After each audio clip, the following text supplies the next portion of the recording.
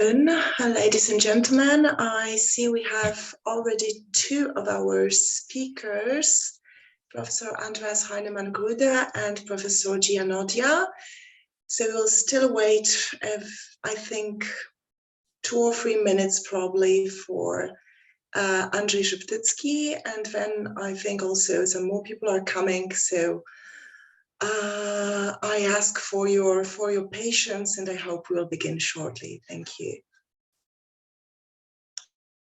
Dzień dobry. Dzień dobry.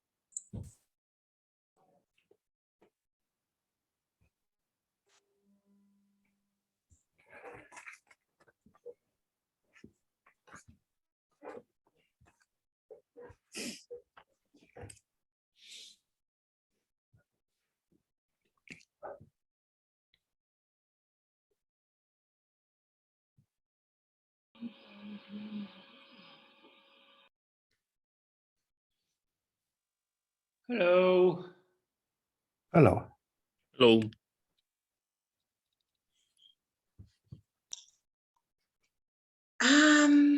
Perfect. Good afternoon. So we have all our 3 speakers present.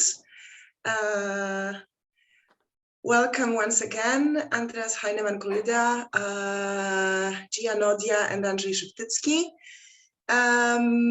I think we have more people coming into the room, but I guess I may slowly start our today's meeting.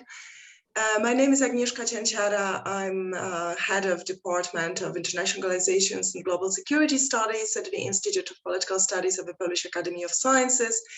And it is my great pleasure and honor to welcome you to this important online discussion organized by Richarda Pipesa Laboratory at the Institute and featuring 3 distinguished scholars, Andreas Heinemann-Gruder, Gianodia, and Andrzej Szeptycki.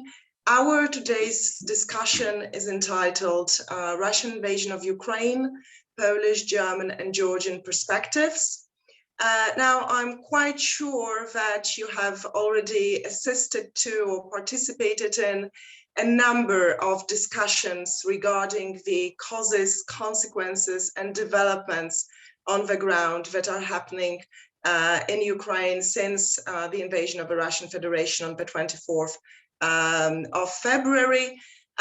So you might be curious, what is the angle and what is the added value of this particular meeting? So our aim was to really juxtapose, contrast, and relate to each other 3 perspectives coming from 3 countries that somehow represent or might represent, as we may discover at the end of this webinar, 3 strands of thinking which are somehow linked to the fact that those countries are from the Western Europe, from the Central Europe, and from the Eastern Europe, respectively, which is the case for Germany, Poland, and Georgia. So I would like to introduce the speakers to you, just a few words, although I'm sure they are quite known to you. I will do it in alphabetical order.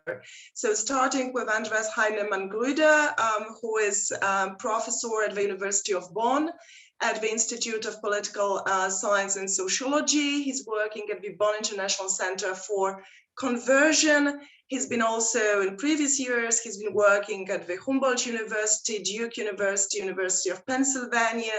He's been advising the German Foreign Ministry on the civil crisis prevention. His interests are in peace studies, conflict studies. He's also interested in authoritarian political regimes, and his geographical expertise is quite wide-ranging, namely in Baltic states, in Balkans. He's been working on Russia, on Ukraine, on Poland, on Hungary, but also on Myanmar, Nigeria, and Sudan. So he definitely has this broad comparative perspective. Now, Professor Georgian is Director of International School for Political Science at the Ilia State University in Tbilisi. He's been a visiting scholar to a number of institutions, notably in the US, in Washington, the Kennedy Institute for Advanced Russian Studies at the Woodrow Wilson Center, International Center of Democratic Studies, National Endowment for Democracy. He's been also a visiting professor to University of California, Wissenschaftskolleg in Berlin, European Integration Center at the University of Bonn, Free University of Brussels, and University of Glasgow. His research focuses on topics of nationalism and democracy, and he is looking at the cases of Georgia, but also Caucasus and other post-communist states more broadly. Last but not least, Andrzej Szeptycki is professor at the Chair for Strategic Studies and International Security at the University of Warsaw. He's been also professor at the Faculty of International Relations of the Ivan Franko Lviv National University. He's been cooperating with the Center of Polish and European Studies at the Institute of International Relations of Taras Shevchenko Kyiv National University. He's been teaching widely in France, Ukraine, and China. And last but not least, he's been principal investigator on a project, Russia's Wars, Causes, Determinants, and Consequences of the Military Actions of the Russian Federation in the post-Cold War period. So I believe this shows you that all our three speakers are very well placed to discuss our topic today. Now, how are we going to proceed? I suggest we have 2 rounds of questions, which is basically the part where I'm asking questions to our guests. And after those 2 rounds, we'll proceed to a general questions and answer session. So I suggest that even during this first part, you may, if you wish, write your questions or comments in the chat.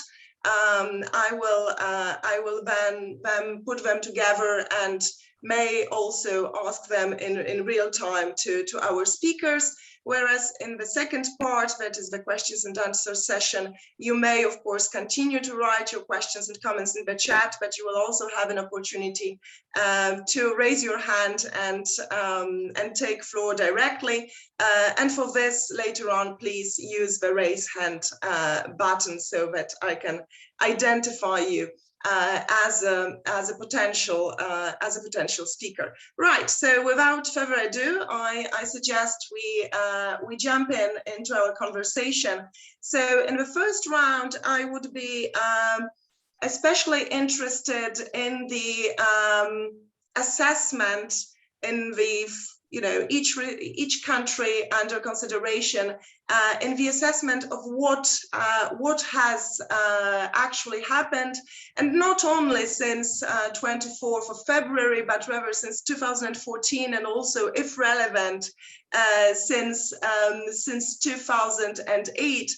And of course, we are very much interested in the scholarly perspectives, but what I would really like to ask our panelists is to look at how the invasion, its causes, consequences are seen by governments, major political forces in power and in opposition, but also by the public. So I suggest we start with Germany. So my question goes to Andreas Heinemann-Gruder. Given the German policy of engaging Russia rather than deterring Russia, to what extent do you think the invasion, and maybe not even the invasion, but the course of the war has been a surprise to both German elites and to the German public? Please, Andreas, the floor is yours.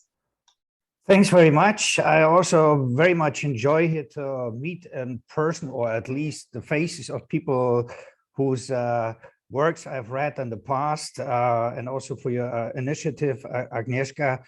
I'm advising from time to time the government, but I'm independent from the German government, and it's not that they always take my advice in. So I'm, in that respect, articulating my own opinions. Let me start with maybe two observations. 10 hours before, or maybe half a day, 12 hours before the war started, I was in the Chancellery talking to the people who are advising our Chancellor on Russia and Ukraine. And I asked them, what would you do if Putin starts a war? And the reaction was, we deal with crisis management, not with far-sighted things that are in the future. So that was half a day before the war started. A year ago, in May, actually last year, I had written a paper together with a colleague about, new directions of Germany's Russia policy. And this article informed a resolution of the Green Party in the German parliament. And they wanted that the parliament voted for a new radical change in the Russia policy of Germany. All parties except the Greens voted against this resolution, although it contained all the things that are nowadays, after the beginning of the war, taken somehow for granted. So we have a strong resistance against learning, against admitting realities, and the question is why? There is, of course, the old guilt complex related to World War II, but it is more present vis-a-vis Russia than the other post-Soviet republics, not to speak Poland, Hungary, Czech Republic, Slovakia, or the Balkans, who also suffered from Nazi occupation and from the Holocaust. Since the 19th century, the Germans had a tradition of special relationships with Russia. This was in part based on anti-Westernism, also on an idea of balance of powers, and also based on a disregard for the smaller, so-called smaller nations of Eastern Europe. A third factor is the myth of detent. So for 50 years, somehow we in Germany embraced the idea that detent brought down the Soviet Union. And among the most important factors that finished the Soviet Union and led to Gorbachev was Germany's policy of detent, which started in 1969. So this was somehow the prevailing creed, and now under the impact of the war, Germany is somehow forced to convert to another creed. So it's as if they are forced, let's say, from Catholicism to convert to Hinduism. This is not voluntarily, and there is a lot of resistance still present, but the circumstances force them. There was also the idea that trade may lead to change. Yeah, so economic interdependencies will change autocrats. And of course, this was a reflection of the strength of economic lobbyism in the German government. Gorbachev factor also played a role. We are so thankful for Gorbachev that he allowed German unification. Then the self-image was, there are the Eastern Europeans, the Poles, the Baltics, they have all these, anti-Russian trauma from their past. And then we have on the other hand, the Americans, the Brits who are bellicose, but we are somehow between these two worlds, the bridge builders. Yeah, so we are the mediators. We keep some equidistance to both the passions in the East and the ambitions in transatlantic relations. So this whole self-image of Germany, its diplomacy, was built on the self-understanding as a mediator, keeping an equidistance to the parties to the conflict. That's of course now gone. Then I would say also, we have very little expertise. We founded in 2015 a new institute based on the crisis of expertise of the war in 2014 and 15, but the foreign ministry actually made sure that it is of no relevance. So we have no change in the input, academic input and orientation and policy relevant information. And I would say maybe finally also that, we administered somehow the war of attrition in the Donbass over the last 8 years, but it was basically on the back burner. Yeah. So the Normandy format, there was not much of agenda setting. There was nothing like power mediation played by Germany. So it was basically administrating the evil, or, but the main concern was Brexit, the rise of right-wing parties like the AfD in Germany, energy policy. So it was not a big concern. And we sent all the time mixed messages. On the one hand, Germany was responsible for keeping the sanction fronts in the EU together. But on the other hand, we voted for Nord Stream 2. So Putin got the message, they talk, they bark, but they don't bite. So, and maybe next time they will do the same as they did already in 2008. There was soon after 2008 a reset, the promise of basically Germany and France, but the main actor was Germany. NATO will not expand to Georgia and Ukraine. So Putin could factor the modus operandi into his own calculus. And I think in that sense, Germany contributed to the perception of Putin, because he felt if the Germans act as a main actor in the EU, as they did in the past, we can swallow the sanctions. A year already after the sanctions set in 2014 and 15, German trade was already above the pre-war level. So we can endure a year of sanctions, but afterwards the German entrepreneurs will come back. Maybe that much as an introduction. Thank you, Andreas. Now I would like Andrzej Szeptycki to take the floor. And well, linking this a little bit to what Andreas said, well, on one hand, we in Poland, the eternal Russia hoax, we can finally say, well, we told you so. And that obviously there is some kind of schadenfreude in there, I believe. But on a more serious level, is there some kind of, despite the "we told you so," is there some kind of soul searching on the Polish side as well, in terms of preventing the war, being able to explain the Polish point of view or the situation in Eastern Europe to our Western partners? Is there something we should reflect on when looking into the past? Andrzej, please, the floor is yours.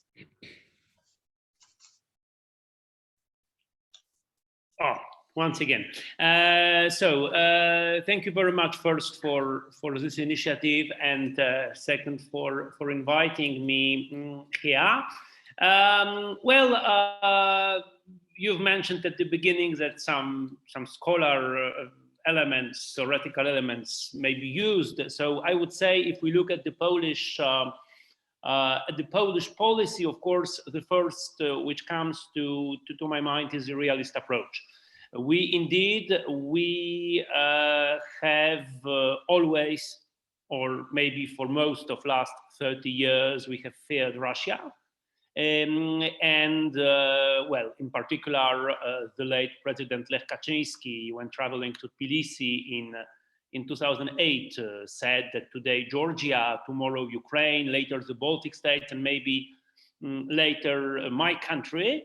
And well, that's exactly what has been happening, at least for the two cases. So we may say, and this is basically what our authorities are saying, that we have warned you, right?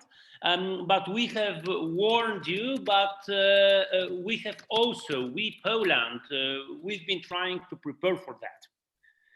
And at least partially, this has worked.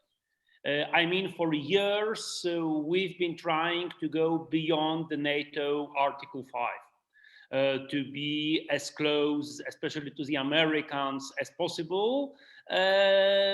Recently, there have been some local, in the sense of time, problems with that, because Polish authorities were very much unhappy about Biden coming to power.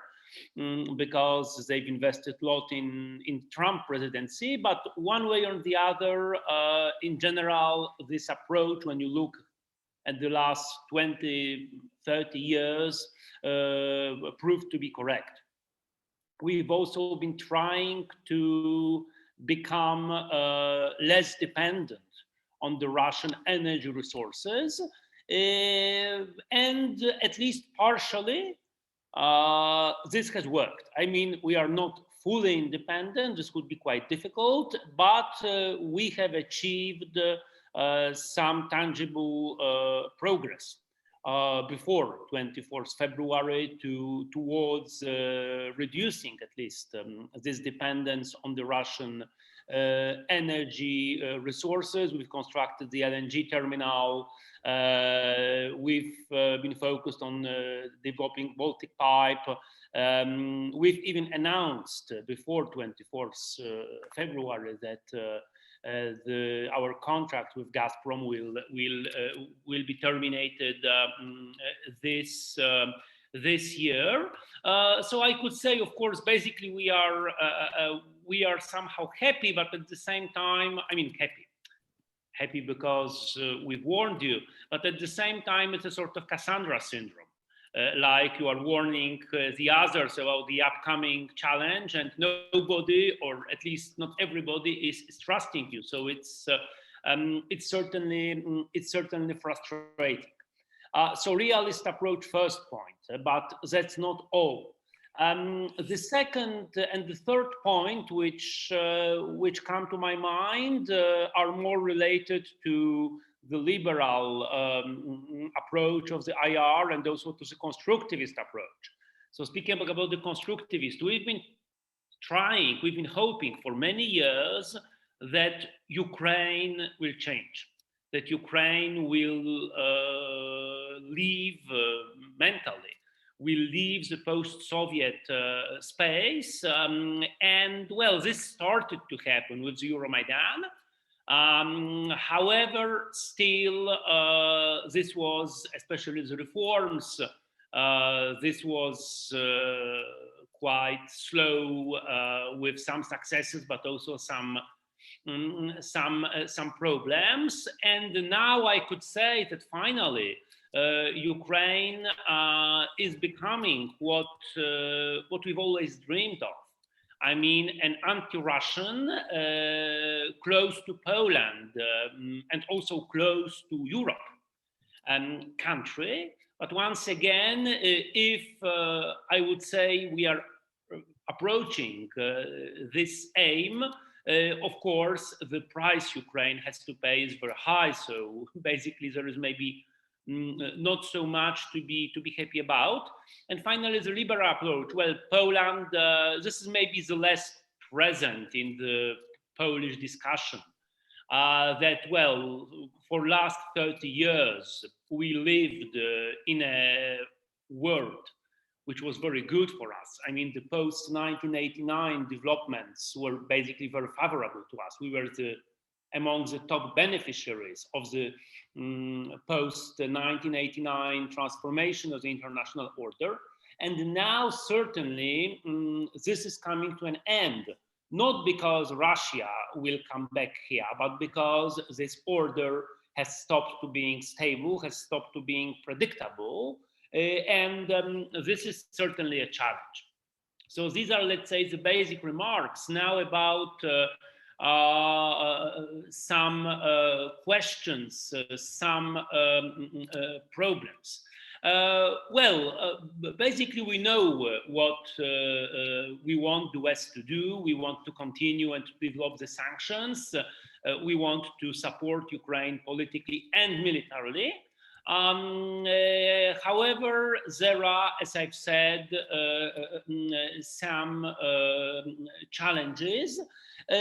I would say especially related to the first, the question of the solidarity of the EU, solidarity of the West. And well, this solidarity problem is called especially Hungary. Polish authorities for last few years have invested a lot in the Polish-Ukrainian cooperation. The two countries had been cooperating, maybe not on all the issues, but on several issues, especially related to the European policies, to the question of the rule of law, the post-COVID fund, and so on. And now the two countries have adopted a very different approach towards Russia. Our authorities are fully aware of that, and they are recognizing that.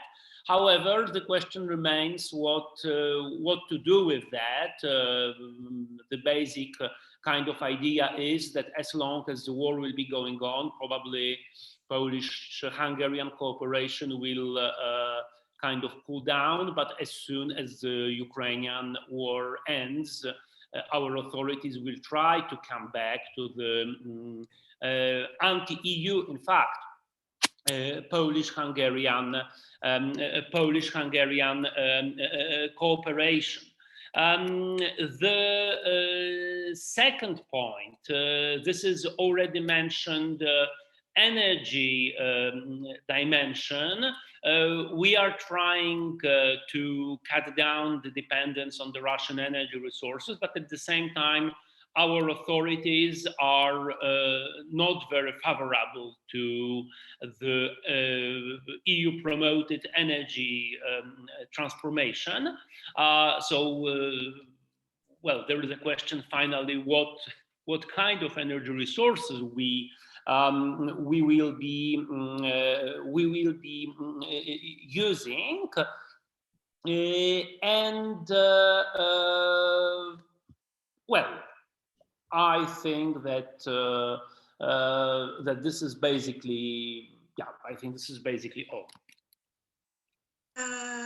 Thank you very much for this introduction, and now let's move further east. I'm very happy that we go beyond, the EU debate, but we bring our neighbors' voices as well. So Andrzej Szeptycki already mentioned 2008, and I guess the comparisons seem inevitable.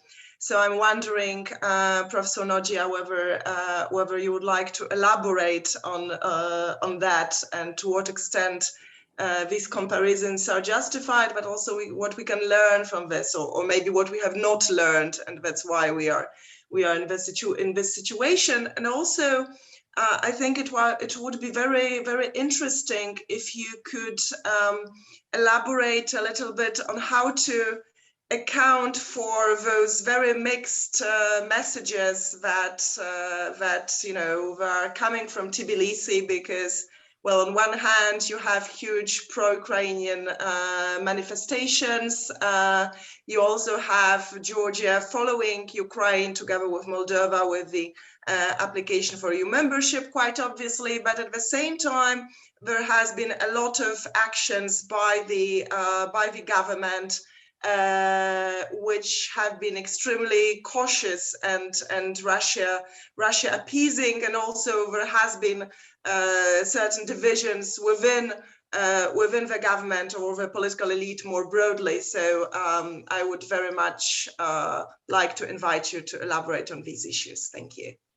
Thanks a lot for inviting me in this very interesting to this very interesting discussion. Okay, Georgia is certainly a paradoxical case as compared to two cases above discussed. With Germany, we have this kind of Wende, as it were, right?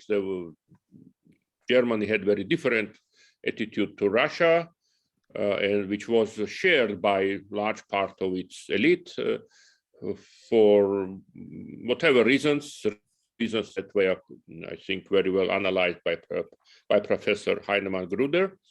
But now there is a big change, and again, I think that different new attitude is largely shared by the German political elite. Of course, there are always disagreements and discussions. And with Poland, I mean, Poland is a country which, as Andrzej Szeptycki said, was always kind of alarmist about Russia, let's say so, and trying to convince its European partners that Russia is a greater danger than people in Western Europe or sometimes America tended to see. But now it's sort of indicated in its vision, and it's to some extent maybe capitalizing on that now its vision towards Russia is largely shared also by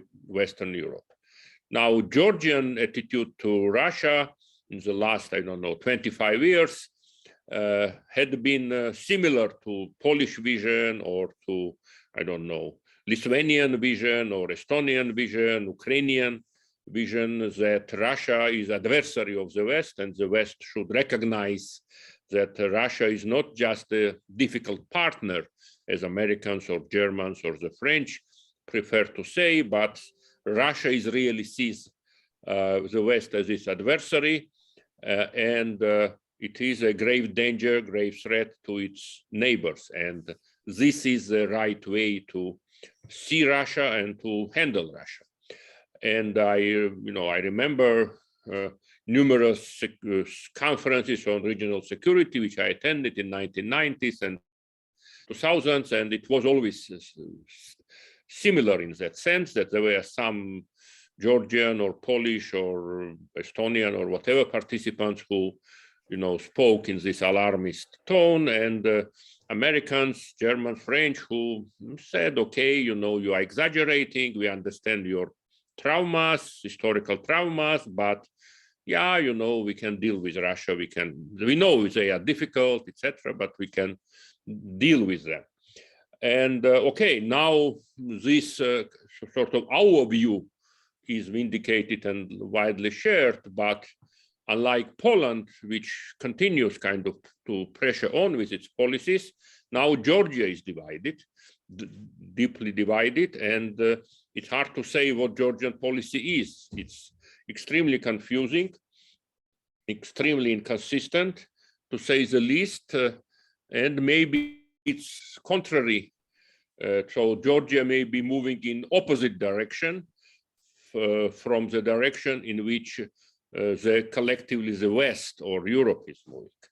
And that's very challenging for us, and of course confusing for our friends. And it's a big problem. Yeah, to answer, of course, 2008, and that's also linked to this narrative of 2008, of course, there is this obvious link that Russia had this consistent policy or consistent drive somehow to punish countries in its neighborhood that were pro-Western. It's not that Russia lacks territory and wants more territory, or that Russia is really concerned about Russians abroad, like in Ukraine, or Russian speakers, or whoever, I mean, minorities like Ossetians or Abkhazians in Georgia. Those are just pretexts. Russia considers the West, NATO, or the West in general as its enemy, as its adversary, and it sees any countries in its neighborhood that happen to be pro-Western as fifth column of the West in its backyard, right? So, and its policy is to punish them, but punish them as severely as it can, without, you know, facing grave consequences. And Russia punished us in 2008 without any consequences, basically paying no price. Then it punished Ukraine in 2014, paying very little price, kind of symbolic price. And of course, it was emboldened. And I guess Putin miscalculated. He did not expect this level of resistance in Ukraine or this level of resistance from the West. But okay, he thought that if he got away with this in 2008, 2014, he can get away with this also in 2022. So that pattern is kind of obvious and is now broadly recognized that it is a pattern. But as I said, we in Georgia don't behave like we would behave. We don't even try to say we said you so, as you mentioned, Agnieszka. No, we say, I mean, not we, but our government says it has nothing to do with us, almost, right? So, and we have this big gap, big rift between government reaction and societal reaction. But there is also some sort of a rift within society. So I think the large part of society is, and certainly the big majority of, let's say, so politically active society, sees Ukraine war as our war, that it has direct connection to our problems.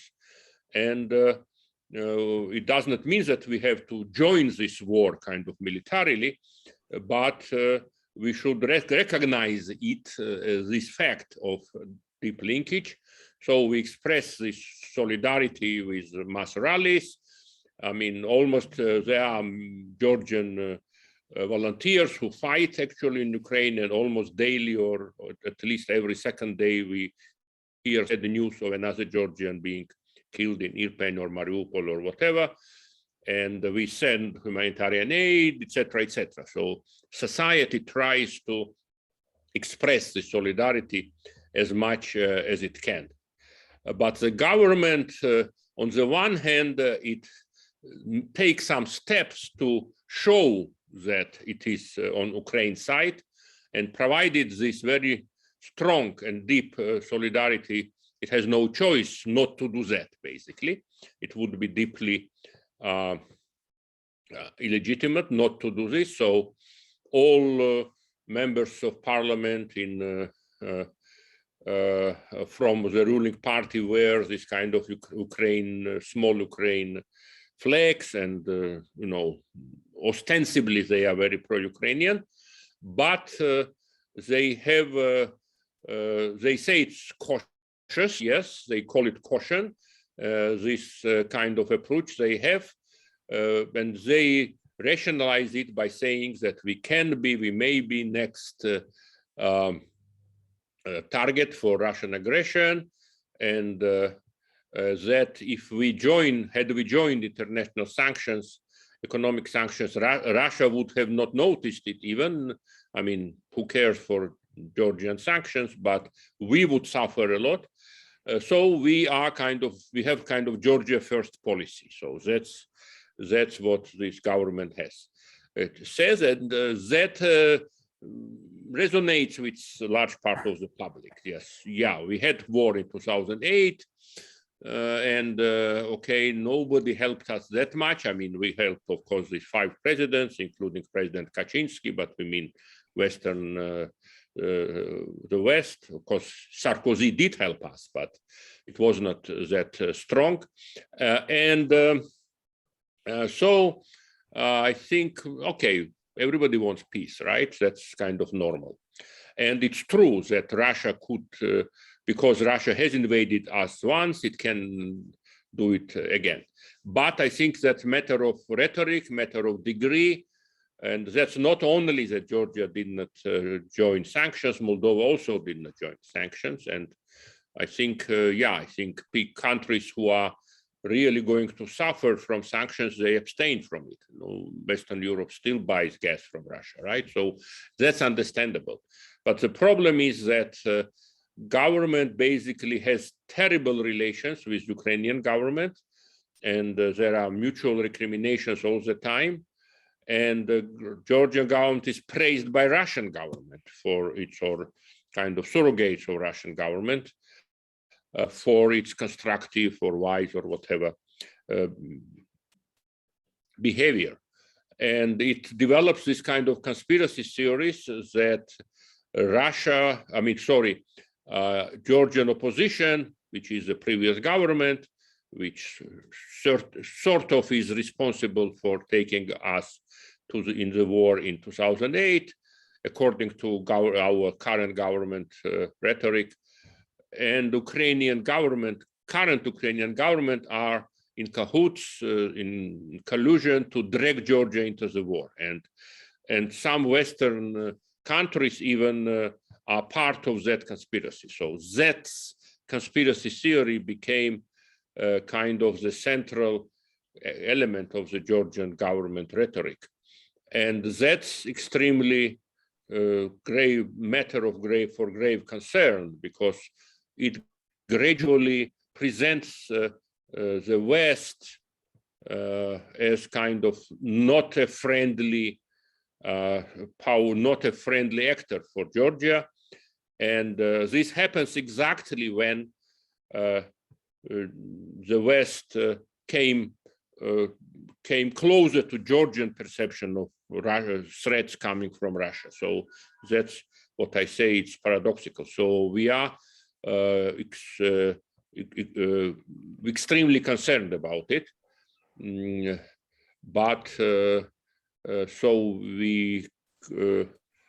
And this makes us very divided and confused country, but also confusing for our countries. Thank you. Thank you. Let's now turn a little bit more into the future and the change that the Russian invasion of Ukraine is bringing to the three countries that we are examining. So back to Andreas Heinemann-Grüder, and my question, which you probably expect, is that you mentioned yourself that indeed there has been little policy learning and little policy change after 2014, and now we do hear that indeed the change has finally come to Germany, as difficult to imagine it might be. So my question would be, what is your assessment? To what extent the German energy policy, foreign policy, security policy is experiencing a change or a radical change, this famous Zeitenwende that has been on the headlines? And what are the different kinds of limitations to this change, whether they are structural or institutional or political? And also, how do you assess how this change, or maybe a superficial change, is actually going to affect Germany's leadership in Europe, within the EU, and more broadly? Thank you. And I suppose you want to get the answer in 3 minutes on all these big issues. 5, I'll be generous. Okay. So I would say one of the results of the war as of now is the US are back as the leader together with Britain. Without Germany, we talked about autonomy, strategic autonomy, but basically the reaction to the war, before the war and since the war, was taken over by the United States. So in that sense, there is nothing left of all this talk of autonomy as of now. we always thought about Germany being an indispensable nation in bridging, the divide between the East and the West. Now it seems as if Germany is already a dispensable nation, except maybe the finances and of course the military equipment. But we will see. Macron, of course, took in part over the leading role of Germany. But I think we have to address the issue deeper, beyond, of course, the boost by Putin's war for energy transformation, also for the sea change with respect to weapons deliveries, but that is all known. The bigger issue, I tried to link up to what Giannodia just said, and that's Germany's role vis-a-vis the Eastern Partnership, the Eastern countries, enlargement, and so on. In the early 1990s, Germany was playing a key role with Maastricht Treaty, with transforming the community into the union, and so on. All these treaties were heavily influenced by German policy. Since 2004 and 5, the two referenda in France and in the Netherlands, the German policy was, we want to depoliticize the EU. Don't ask the people, because we prefer intergovernmentalism, we prefer executive governance, and we get the populist backlash. And we also get the Euroscepticism growing in a couple of countries who had initially high expectations, and the expectations are disappointed, and they in part turn now to Russia. We see this mood swing at times in Moldova and Georgia. We see it in Serbia. We see it on the Western Balkans. We see also the Euroscepticism growing. And here the key issue for me is, we always address, illiberal politics in Hungary, in Poland, and I fully agree with the criticism voiced. But the major point is, do we address the democratic deficit of the EU itself? Yeah. And here I would say the willingness to have a closer union would depend on overcoming the German let's say, executive confederalism in the EU, and addressing the democratic deficit, the deficit of representation, the deficit of subsidiarity, overcoming the German attempts to depoliticize the election of the executive of the EU. So if we do not, as Germans, and maybe together with France, and we could also talk about the deficit of solidarity, which was, most visible in the case of Greece 12 years ago. Yeah, and Germany's was always on the side, no solidarity, free market, and so on. So we expect, adherence to the EU, while on the other hand, not trying to bring the underlying substantial issues to the fore. And I think German leadership, with respect to overcoming the democratic deficit, but also being a potential leader now in enlargement, has to overcome the modus operandi of 16 years of Merkel. Because Merkel's modus operandi and the legacy still sits deep in the way we govern. The Merkel legacy is, we do not address substantial issues, we do crisis management. And the crisis management is actually, in the end, or it contributed to the growth of Euroscepticism, both among member states, but also among those who had initially high hopes to join. And if we pursue this way, then we will see more of what Giannodia just has described. So it's German leadership can regain its leadership role only if it becomes an agenda setter and not avoids the conflicts.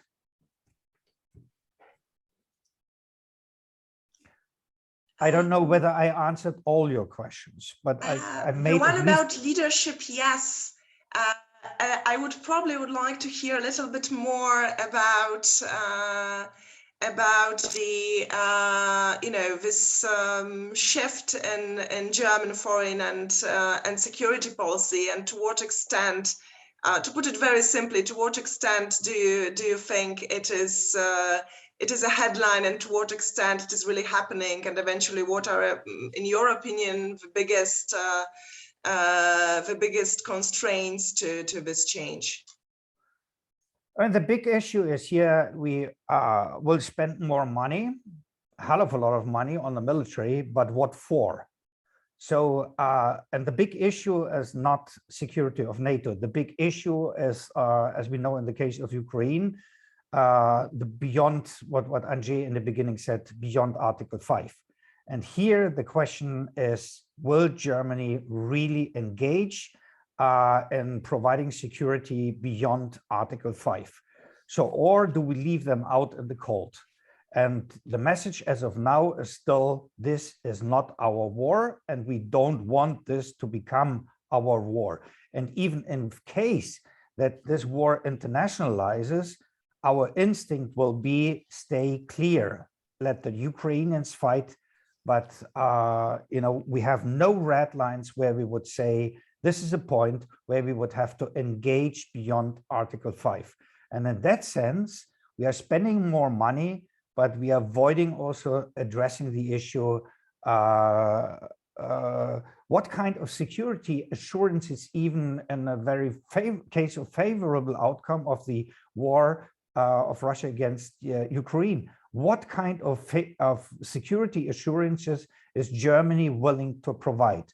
Or do we delegate this to the OSCE, or maybe if not OSCE, to China? And here I see still limits to thinking beyond the past pattern.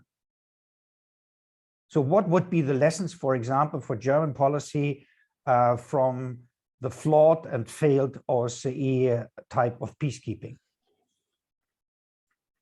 beyond the Article 5 area?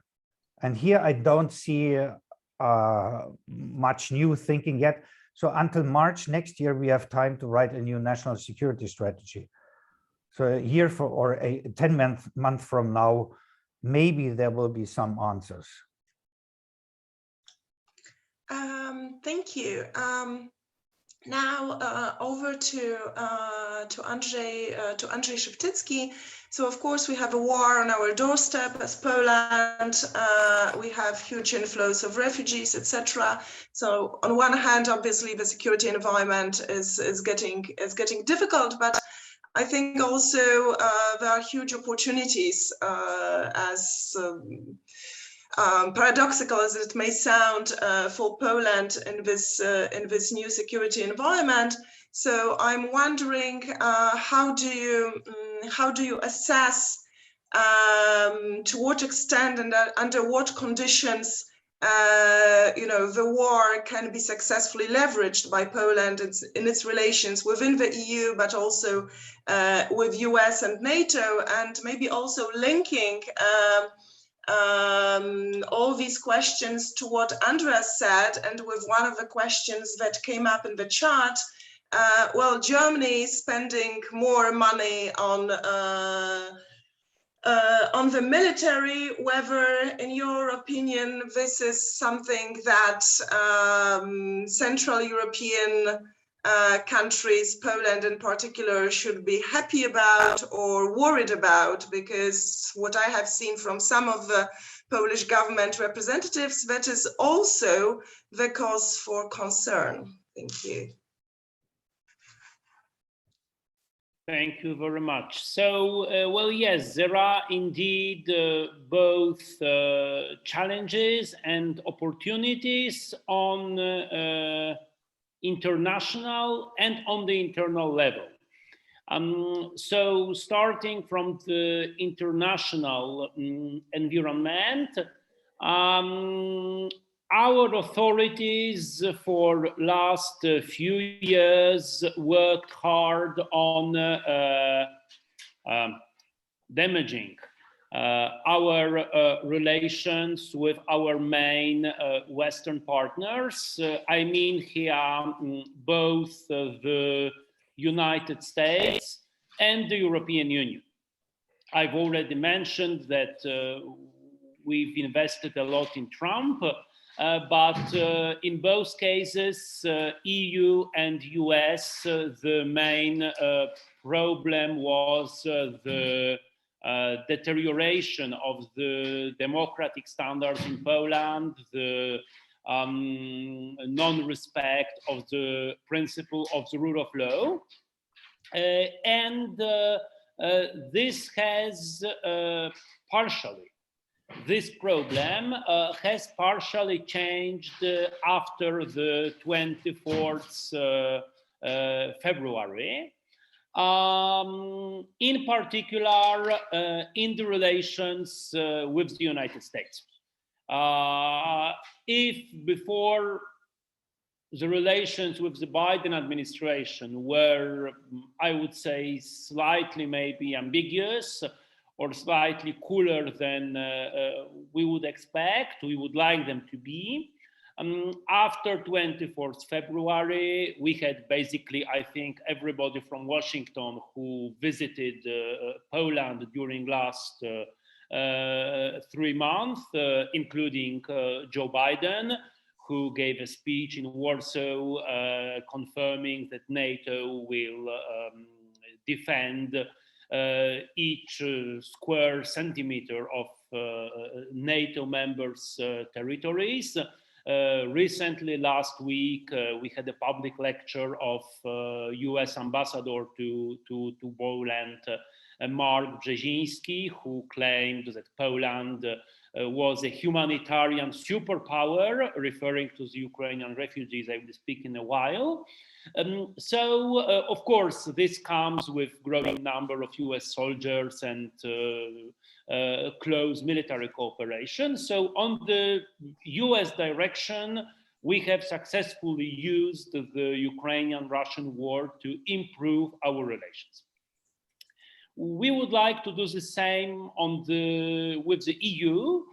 So basically, our authorities would be very happy if EU forgets about democratic standard problems, and in particular, if it gives us the money from the post-COVID reconstruction fund without asking about rule of law standards, because we have a war, because we have received so many refugees and so on. In case of Brussels, for the moment, this doesn't work so well. I mean, currently, it seems more and more probable that Poland will come to a sort of agreement with the European Commission on the post-COVID funds, but this is not directly related to the war. So in case of EU, we were not so successful.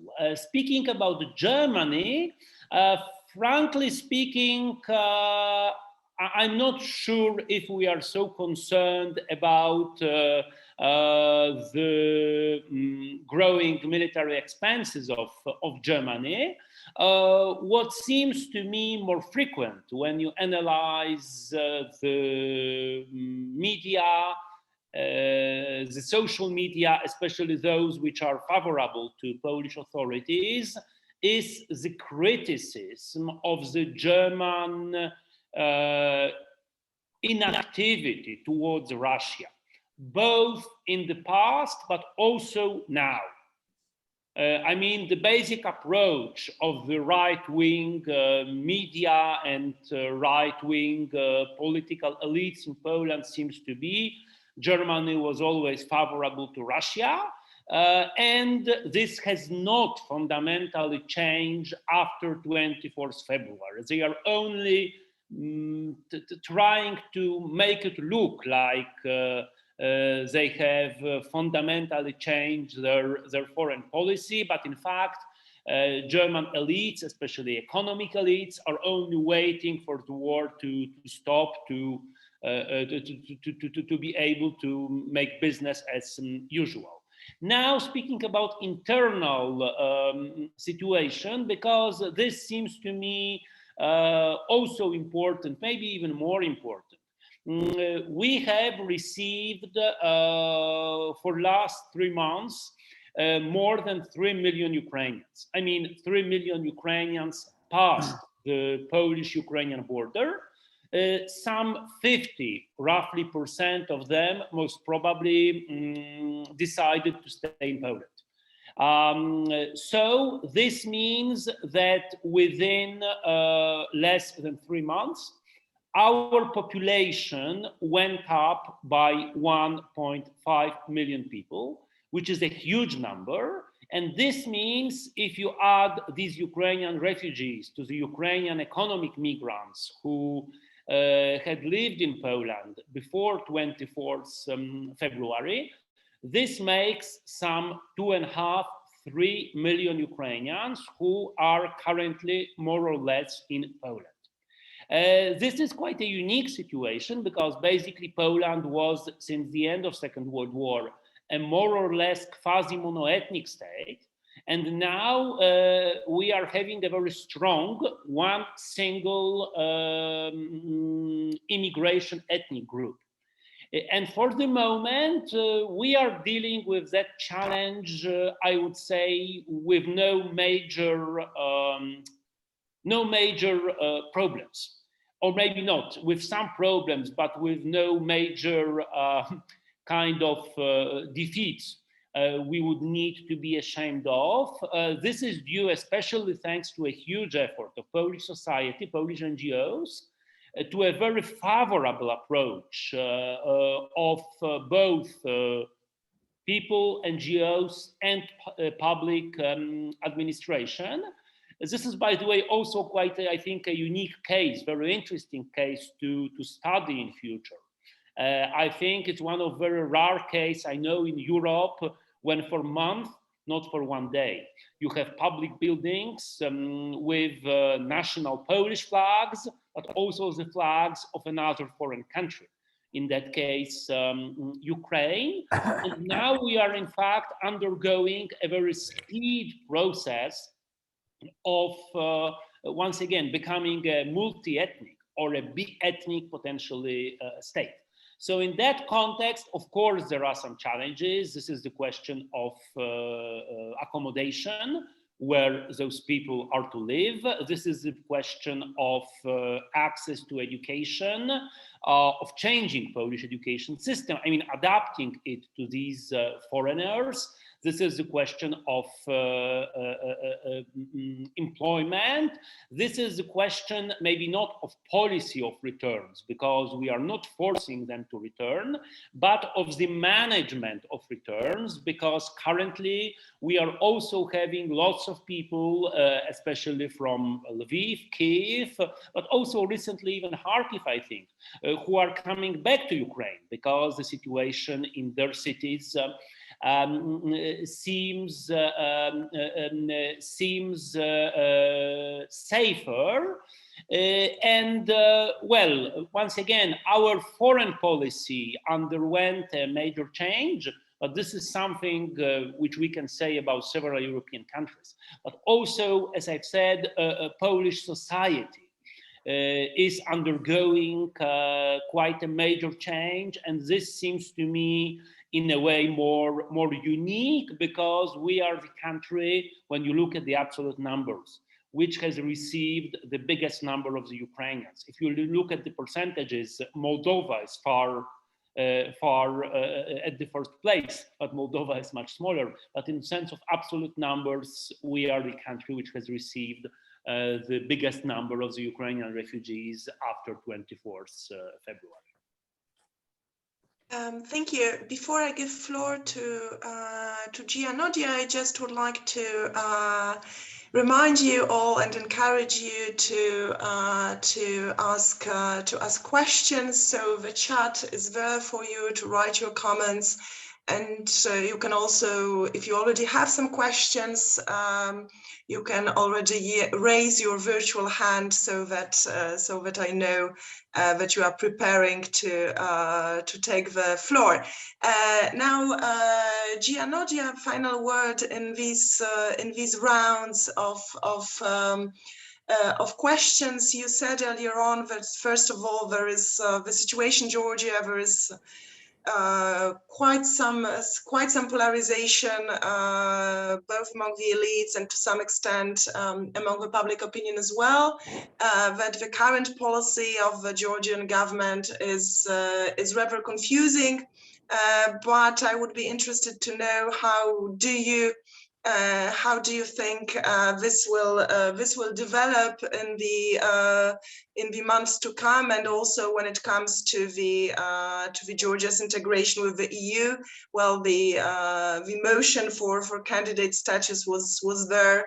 Do you think that the war will actually, change the course of Georgia's relations with the EU?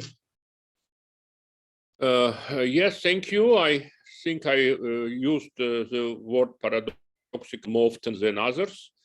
So I think that submission to EU candidate status was a kind of paradox, in the sense that on the one hand, in the last years, we call this last period kind of creeping political crisis in Georgia, whereby the democratic institutions are marginalized and Georgia moving in more autocratic direction, but also away from Europe, in a way away from the West, not only on its policies, but also in its rhetoric.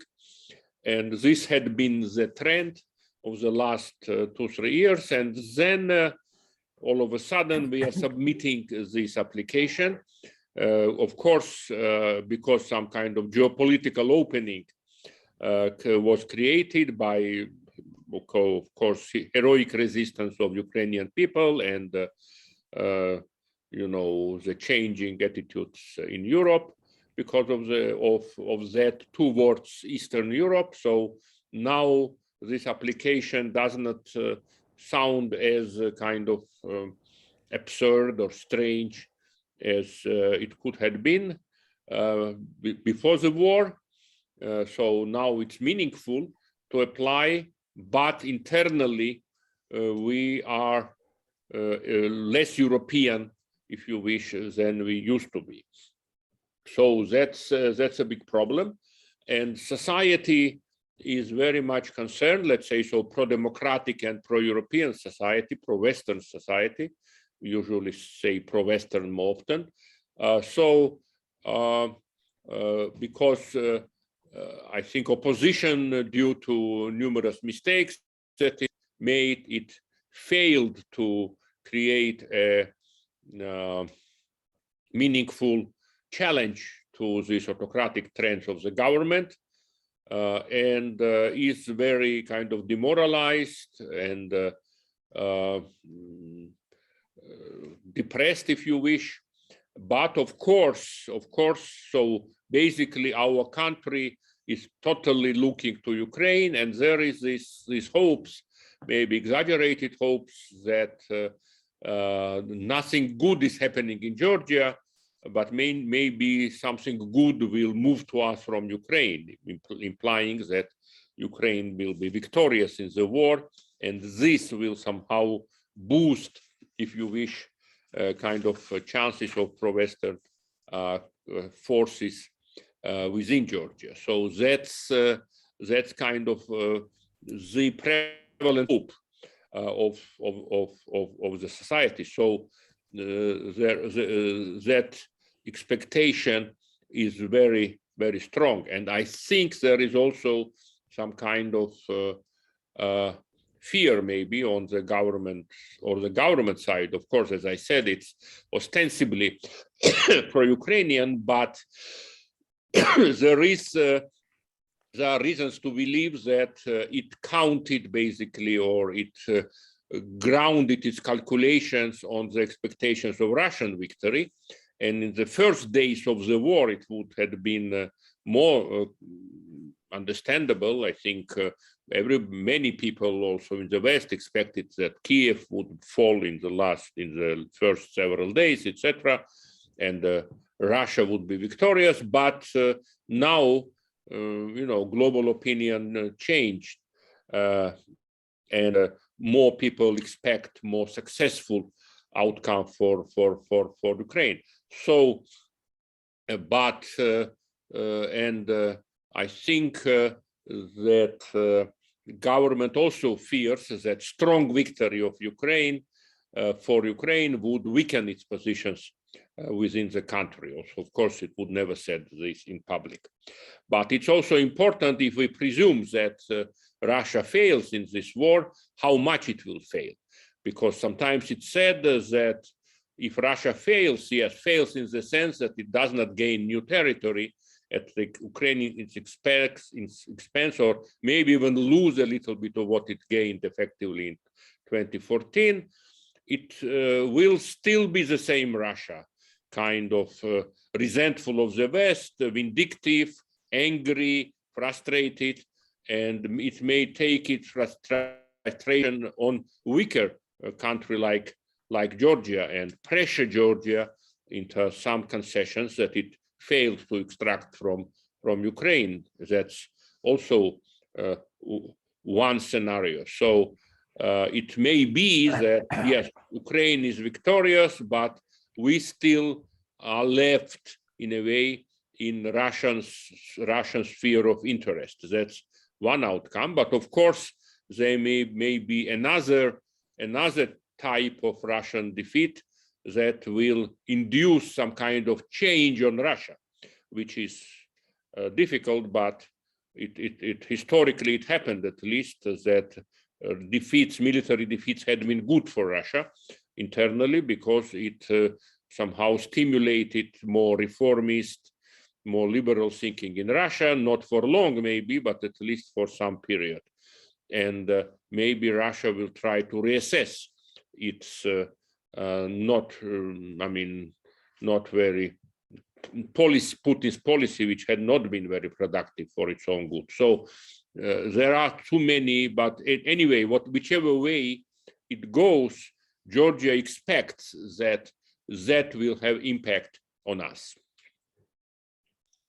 Thank you. Yeah, I think those last sentences about the Russia failing, nature of Russia's failure, and what kind of challenges and threats eventually failed Russia might present to all of us and to the European and global security. That's probably a very good starting point for a general discussion. So I don't see any raised hands yet. So please do not hesitate and raise your hands and ask the questions or the comments. Yes, I see.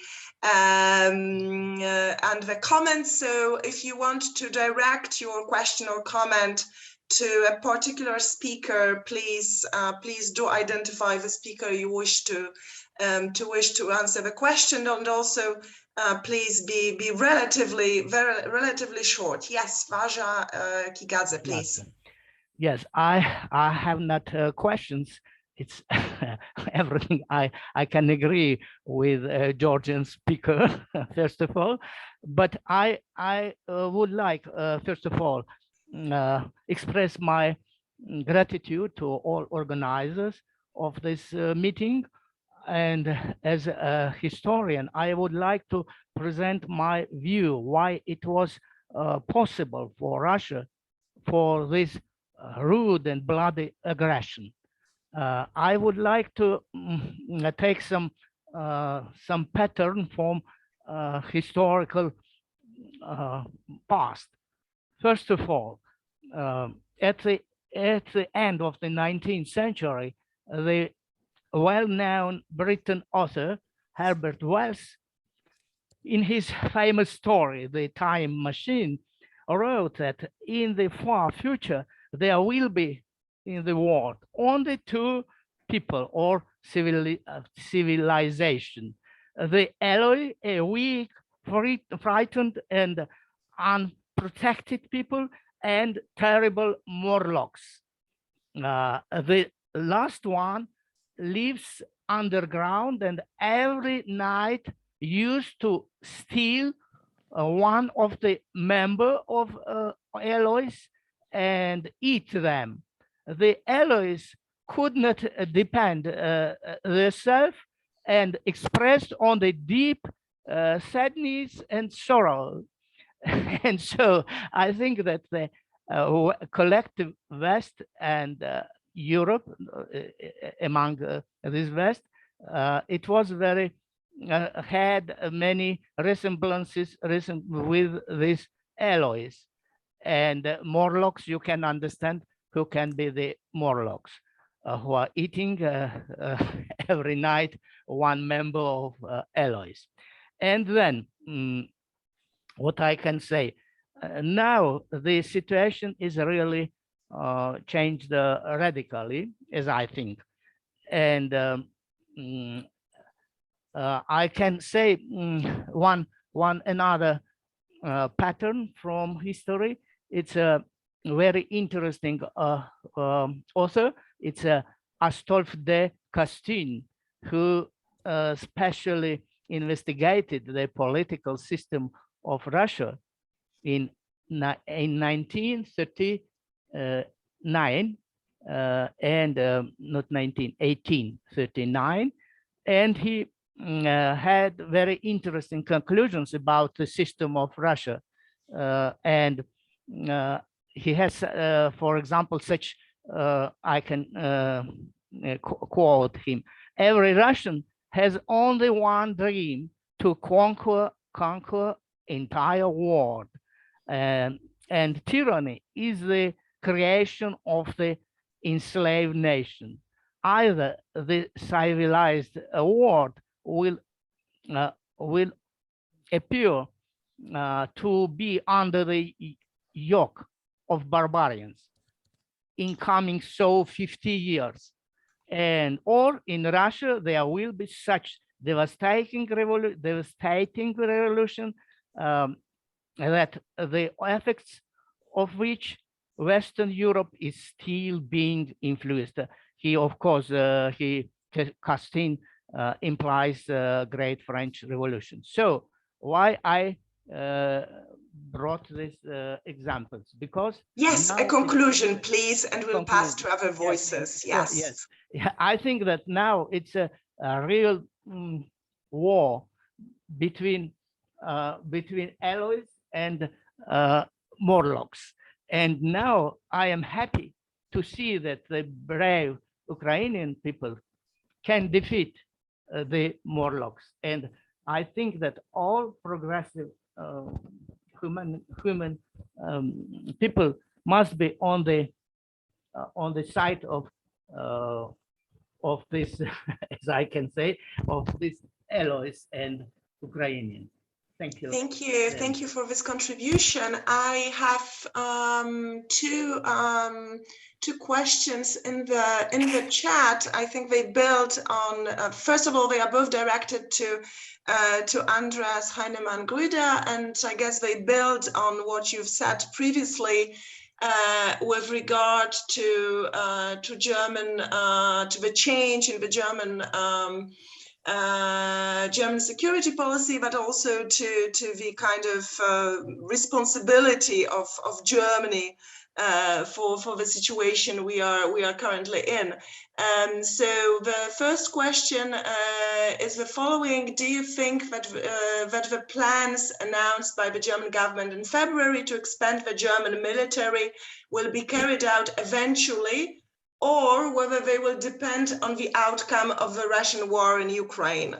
And the second question is, I understand the author is asking you to elaborate on it a little bit on what you've previously said with regard to the heritage of Angela Merkel era, and actually to what extent do you think that the policies of the Merkel government with regard to Russia actually exacerbated the situation and led somehow directly or indirectly to the current situation? Would you like to comment on that? Let me start with Angela Merkel.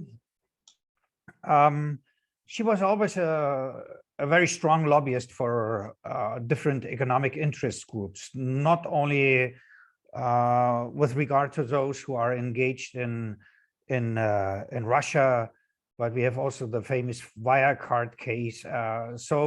And also that she invited, the former director of the Deutsche Bank to celebrate his birthday in the Chancellery. So she was always very close to the business community and took their interests first. That doesn't mean that she had any illusions about the character of Putin's regime. So in that sense, she was different than many of the social democrats. Merkel was not, sharing a joint ground with Russia on anti-American grounds. That was more a feature of the social democrats than of the Christian Democrats. So there's a difference. She never had any vision.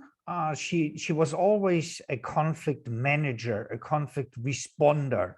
But when it came to the EU or Russia or any other conflict, she said there's an imminent conflict and now the firefighters have to get out and extinguish the fire. But then what is the follow-up to the fire? So it's extinguished. Is it now a frozen conflict? What do we do with the conflict? How do we transform a conflict? That was never an issue in any of the policy areas. There was always a policy, we should not provoke Putin. So please refrain, both in your language, no weapons deliveries, and so on. She wanted to be a mediator, but always a little bit more than, the way like Switzerland would be a moderator. So they never played the role of a power mediator like the United States in conflicts, let's say with Iran or Egypt, Israel, or Northern Ireland. So they had the self-image of being a mediator, but they never thought about what do we have to offer to the parties to sign a transformative, agreement. And so how can we force parties to the conflict to accept something that we hand down? So the Germans never tried to play the role of, Holbrooke with the Dayton Agreement on Bosnia-Herzegovina. I would say Putin communicated with her over the years. Maybe there was even some respect because, of course, she formed the sanction front of all EU countries after 2015. But after Merkel was gone, he probably thought Germany is weakened did she contribute? I would say there was never an understanding of the character of the conflict with Russia. And Jay mentioned the realist approach. The realist approach is often about dividable goods in international relations. So we have certain interests, the other side has certain interests, and let's see whether there's common ground and whether there are certain things where we can find, a constructive solution. The conflict with Russia is of an antagonistic nature. It's about political regimes. The political culture of Russia is translated into its external behavior. So it's not about, we divide here certain security spheres, security interests. Of course, there is some rapprochement possible, but the Merkel government, I think, misunderstood the nature of the problem that we have with Russia. They did not fully like to admit that there are limits to peace with Putin. And since February 24th, I asked myself, will there be peace with Putin possible? Or is Biden right with what he said in Warsaw? A change of the regime in Russia is a prerequisite for peace.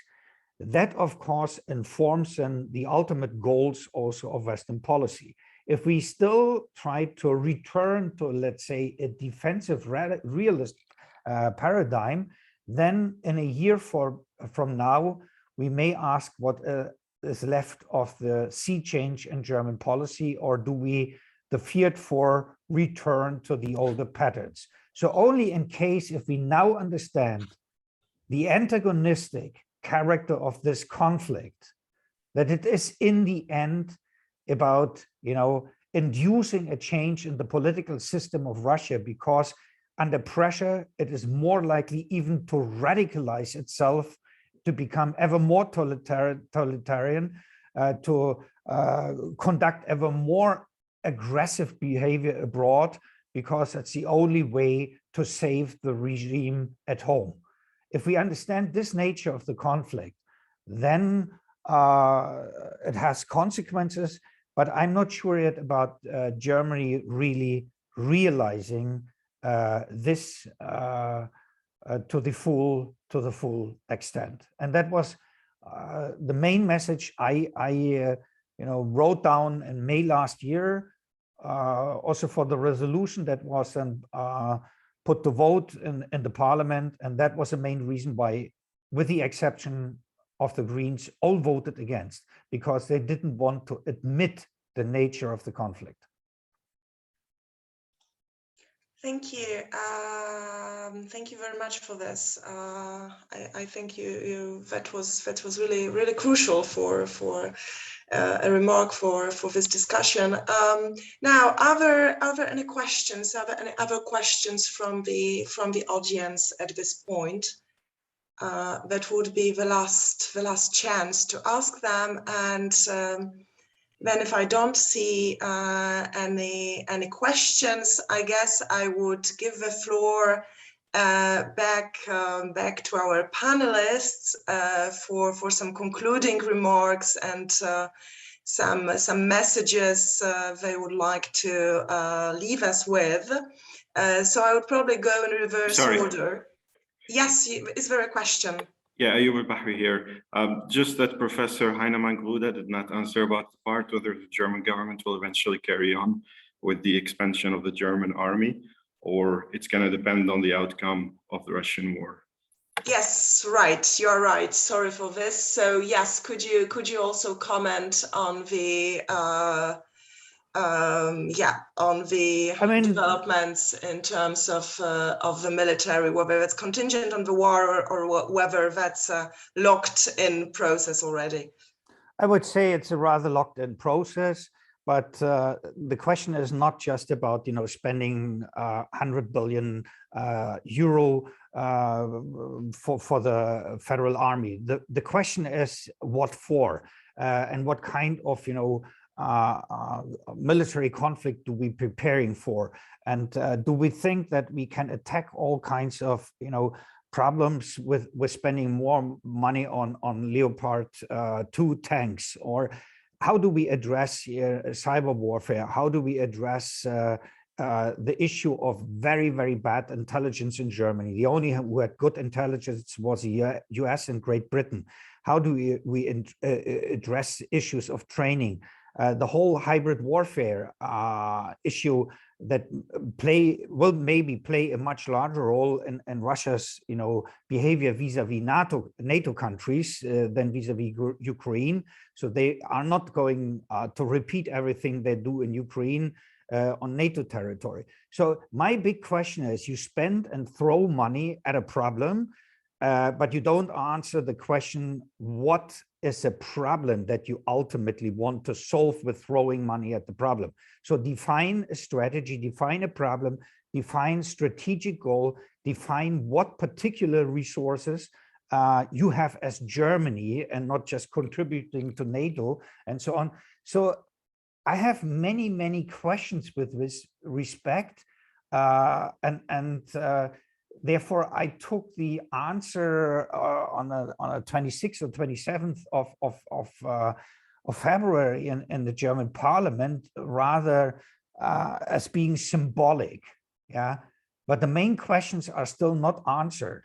What role do we play then in concert and so on. What kind of burden sharing do we do?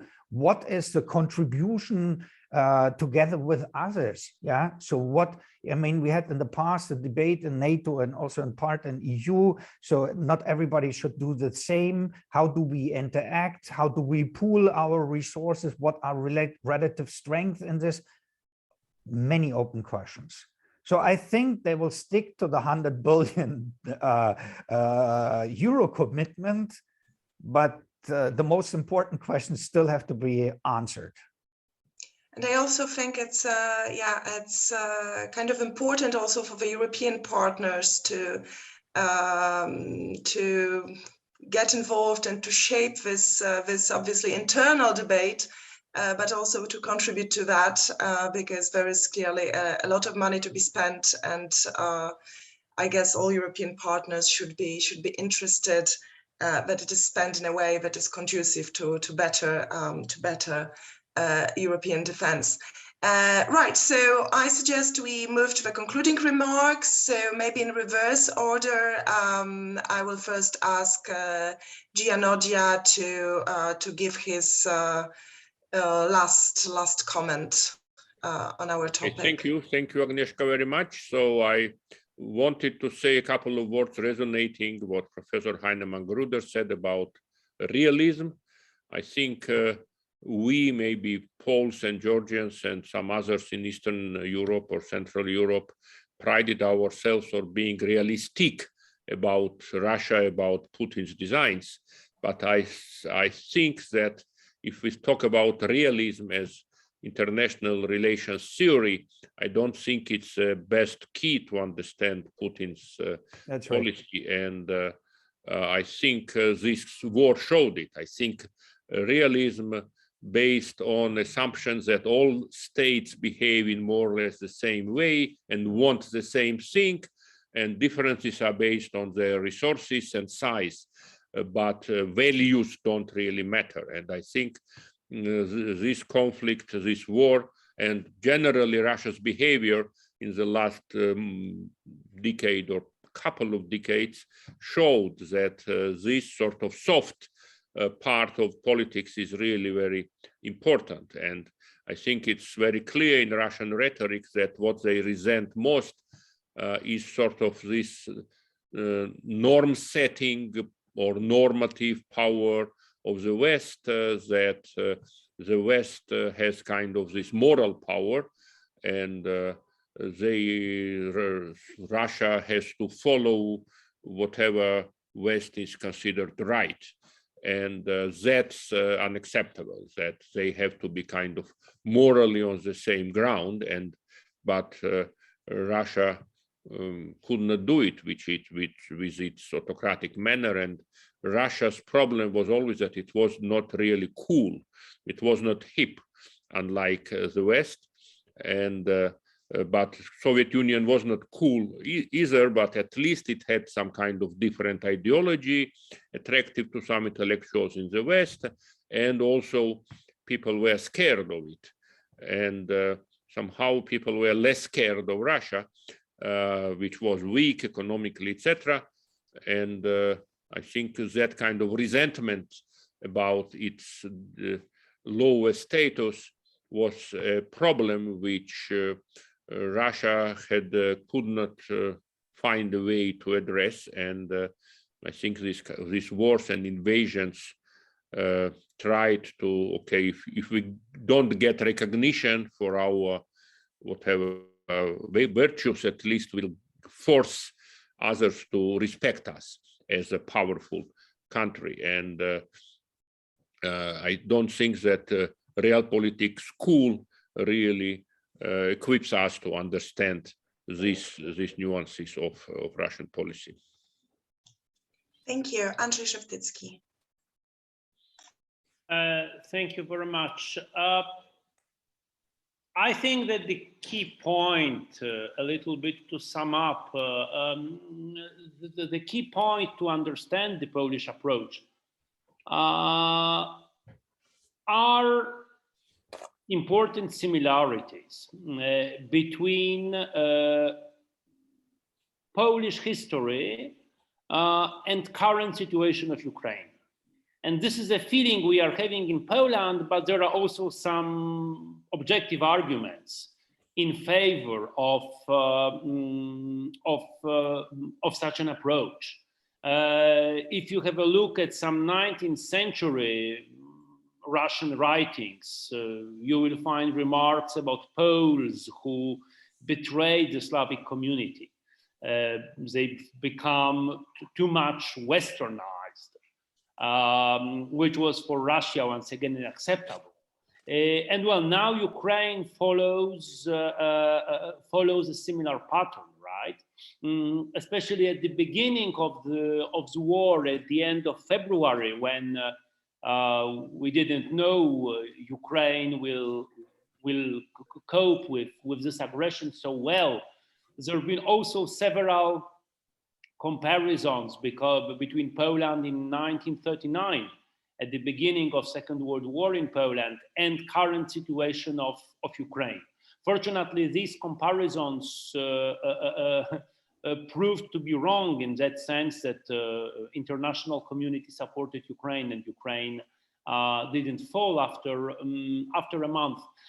But what I'm aiming at, two points.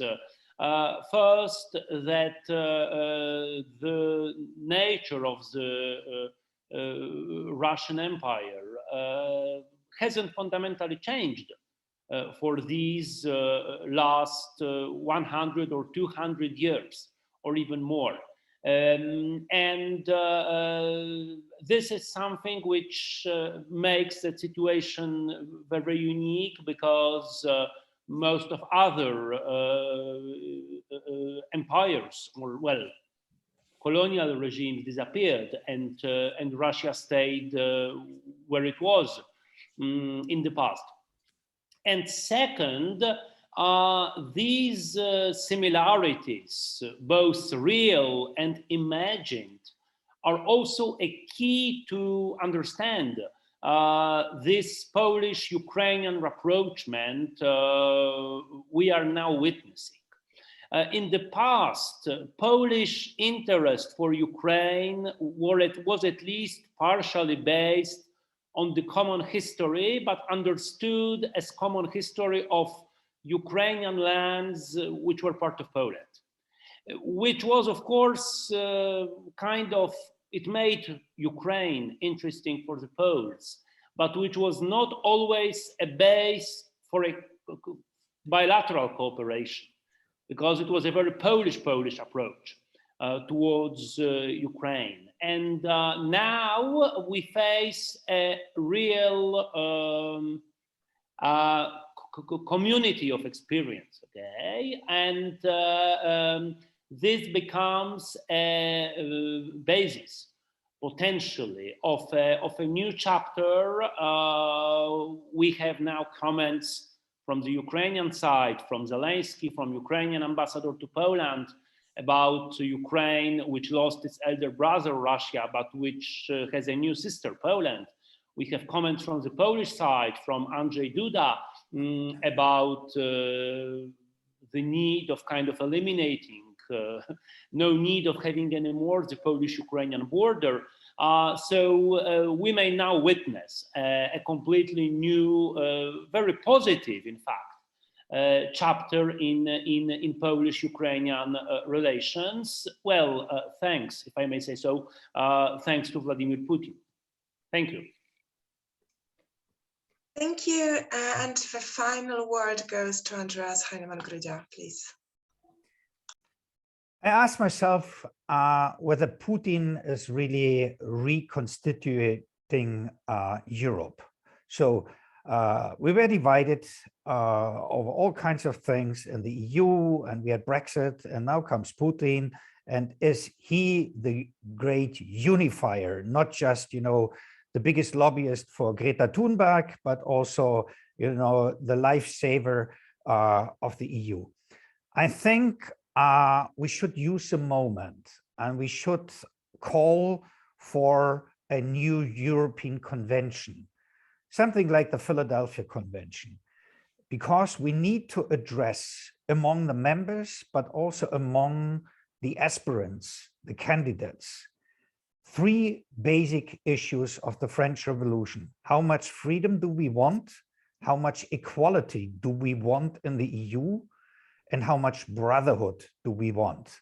And if we address and give answers to the three basic slogans of the French Revolution, freedom, equality, and brotherhood, then we may find a new common ground, not something where we have an acquis communautaire with, I don't know, 600, 700,000 pages, or like the draft constitution of 2004 with 600 pages. We need something, I would say, 30, 40 pages that you can discuss with your constituencies, that you can say, you know, this is what we share or what we like to share. And it should be a deliberative process, not something owned by the Commission, not just, it should be an open process like Giscard d'Estaing had organized it in 2004 or 2003 and 2004. That, I think, is a necessary debate. So we should not hope for Putin to save us. We have to find our common ground again, and also then on the basis of that criteria for saying we enlarge. And the three basic questions should be freedom, equality, and brotherhood. So you hear me in the end less as a man of academia, but rather like a political lobbyist or activist.